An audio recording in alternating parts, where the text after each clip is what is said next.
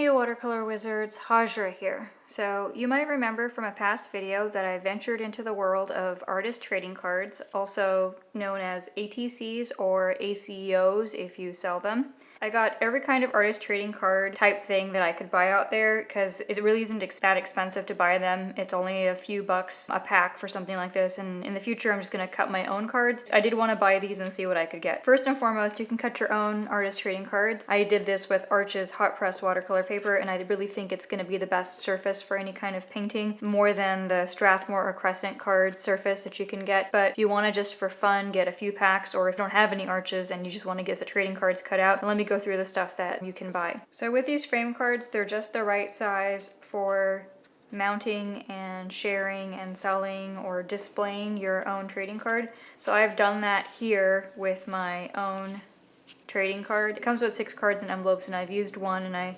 put the clear plastic over the card to protect it, and I pushed it back through this pocket sleeve right here, and now my card's on display. You do cut off the very edges of it, so if I was gonna do any more for the other 5 cards, I'm gonna make sure I do the piece or painting so that it doesn't go all the way to the edge, so it doesn't get cut off if I'm gonna put it in a frame card. This is identical to the paper and size. It's like a miniature version of the larger mount and frame cards that I've used in past videos. This is for mounting and framing postcard sized things. It has the same pocket back here. You can also decorate the envelopes to have the same deckled edge. So it does seem like the Strathmore frame and mount cards and envelopes are exactly the same thing as the artist trading card frame cards, except for obviously the ATC ones are much smaller, and that makes them super cute. So I haven't finished this card, I still have to paint it, but it is done on Arch's hot press watercolor paper. I cut this card on my own, and now I'm going to go through the cards that I bought. So you can also buy the ATCs already cut out. You can buy them from a few different companies. So the first one is Crescent.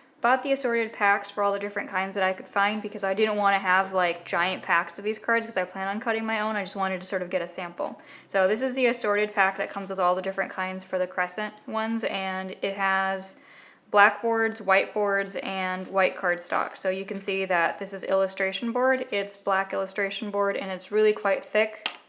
It's very sort of almost not bendable. You can bend it, of course, but it's very, very strong, sort of durable, and I think this would be nice for metallic pieces or for gouache pieces that are opaque, or pastel colored pieces that would really show up on that. These ones don't have the mark of the Crescent on the back. So white ones actually have the Crescent brand stamped on the back part of the paper, and it seems like this is exactly the same illustration board that you can use and buy really large to do like gouache work on or pen and ink work on. Again, they're very thick and they have a nice thick board feeling, so if you want to do a really nice piece to frame or sell, it would be nice to do it like that. So there's 3 white boards and there's 3 black boards. It also comes with sleeves for all of the different boards included in the pack. And last, it comes with 3 pieces of cardstock, and it's very thin cardstock. It's actually bendier than some of the nicer cardstock you can get. It will only work with dry media or colored pencil, and is really thin, and because they gave you the illustration boards too. So these are the 9 cards that came in the assorted pack for the Crescent. And you can make little miniature paintings and hang them up too because the board is so thick. And then there's the assorted pack from Strathmore, which includes, just like the Crescent,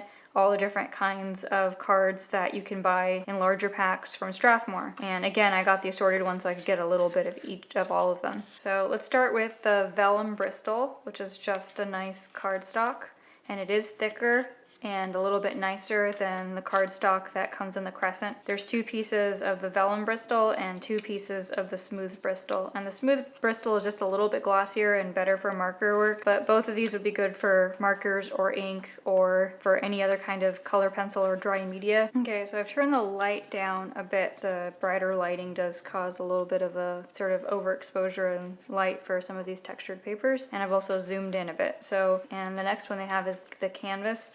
Canvas is much thinner than the actual cardstock paper, but it's got like a nice linen weave on it. I also have a textured one. The textured one is a little bit thicker than the canvas, and it's got a nice thick texture on it that looks kind of like hexagonish, roundish texture on it. The watercolor is just like a typical Strathmore watercolor paper, not perfectly smooth, so sort of like a flatter cold press type paper. So there's 2 sheets each of the Bristol Vellum, the Smooth Bristol, canvas, textured, and the watercolor.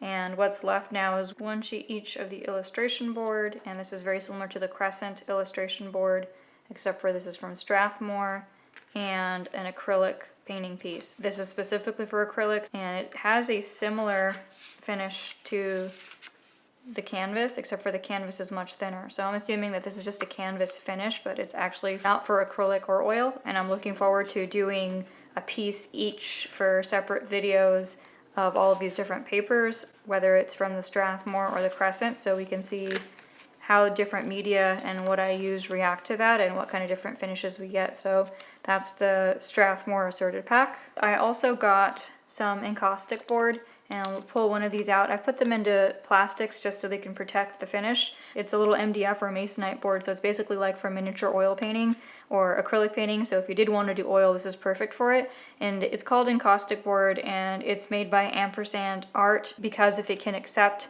encaustic stuff, it definitely can accept oil painting and acrylic painting. The surface is great. It feels like raw pottery, nice gesto on it and everything, so I'm really looking forward to trying this out too. And the pack of these wasn't very expensive either, just a few bucks. It comes with 5 of them. There was 2 other things that were trading card related that I ended up getting without really knowing what they were, and I probably wouldn't get these again, but I did want to share them because I got them. So this is called Crescent Artist Trading Cards in inchies and twinchies, so it's kind of a little bit misleading because you don't know what you do with pieces that are just this size. It's only a 2" by 2", and I guess you could make it even smaller and make it 1" by 1". They've shown a few sort of really simple pieces that you could do at that size. I'm not really into that kind of style, so I'll try to figure out what I can do. So it's not really artist trading card size. And the last product is called Artist Trading Cards Pop Out Wrenchies, and it's also by Crescent. They've shown really tiny little miniatures that you can do on there too.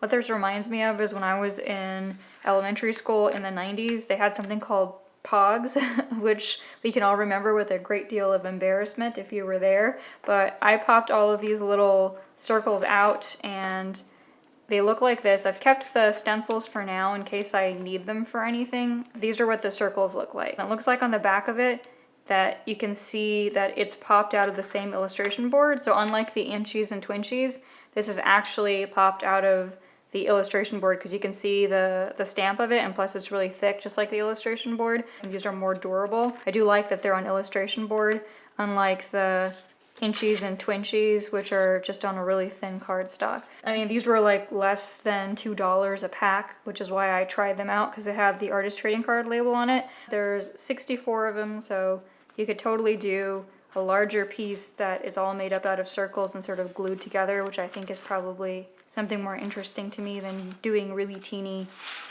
single pieces. Once I had more trading cards than just these 2, and I had a whole stack of them, I could store them in a tin, or I could store them in their sleeves in a stack or something else, but I did have these leftover pages that store 9 cards from when I used to collect comic book cards, and I still have some comic book cards, but I have a lot of these little sleeves, and as I finish doing cards, it'll be nice to see these take shape. But until then, they'll be safe in here, and I can lay them flat in a flat file, so I think that's a good storage opportunity for me. Okay, so now I've consolidated everything and got it out of the packaging and put it all into my little sleeves here, so it's all in one place. Dumb little pog thingies that I'm gonna be using separately, and if I put them in here, they just fall straight out.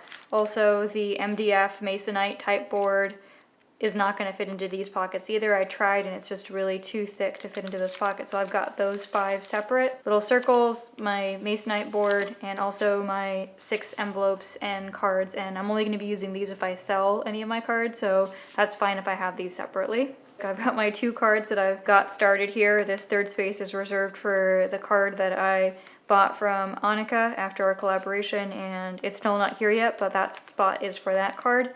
And then I've got my 3 Crescent illustration boards, the 3 black Crescent illustration boards. I've got all of my cardstock from Strathmore, the Bristol Vellum and the Smooth Bristol. And then I have I think this is a Strathmore canvas finish, and this is a Strathmore acrylic finish, then this is the texture finish, and this is their illustration board from Strathmore. And this is the watercolor paper from Strathmore. This is the Crescent Twinchies, which again is not a repeat purchase for me. I'm not going to get them again, and my extra sleeves. But now it's all in this one spot. I've got an extra 9 sleeves in case I want to spread anything out. And some of my sleeves do have the cards in 2 at a time in there because they're all blank, but once I start to fill them up, I can spread them out more. Hope you enjoyed my video showing you my gigantic ATC haul of every different kind of artist trading card type product I could find. And as always, thanks for parking your brushes here. Please check out the links below to my website, and until next time, wishing you epic painting adventures.